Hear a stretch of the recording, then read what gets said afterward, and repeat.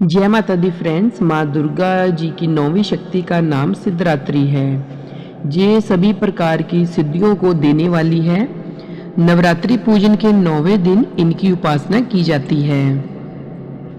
इस दिन शास्त्रीय विधि विधान और पूर्ण निष्ठा के साथ साधना करने वाले साधक को सभी सिद्धियों की प्राप्ति हो जाती है।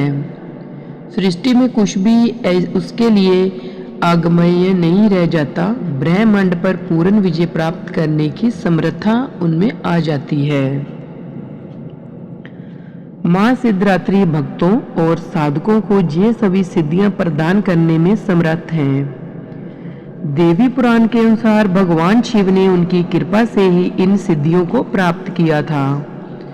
उनकी अनुकृपा से ही भगवान शिव का आधा शरीर देवी का हुआ था। इसी कारण वे लोक में अर्धनारी के नाम से प्रसिद्ध हैं। मां सिद्धरात्रि 4 भुजाओं वाली हैं। उनका वाहन सिंह है।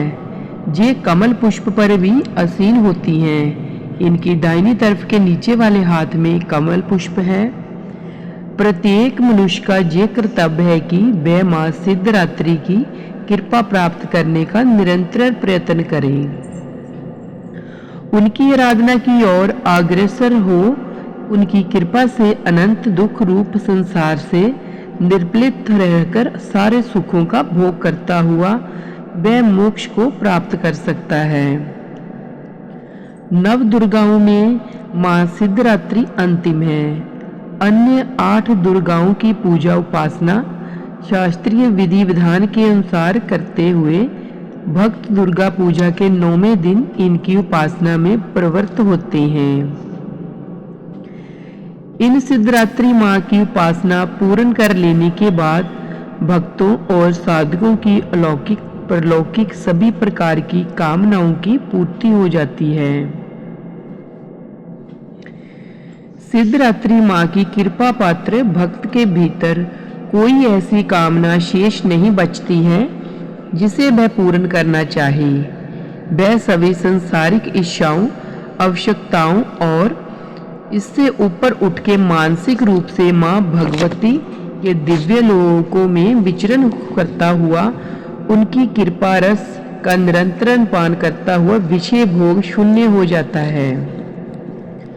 मां भगवती का परम सिद्ध में ही उसका सर्व हो जाता है।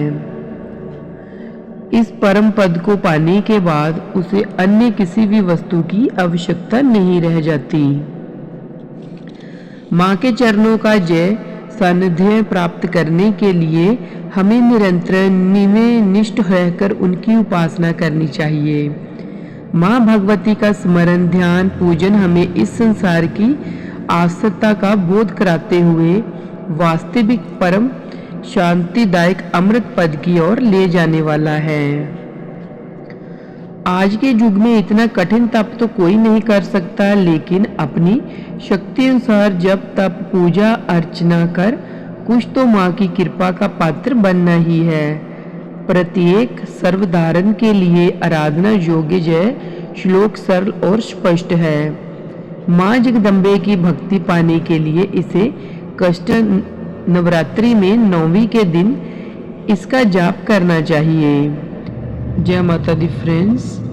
आज की वीडियो अच्छी लगी तो प्लीज़ वीडियो को लाइक शेयर करना मत भूलिएगा।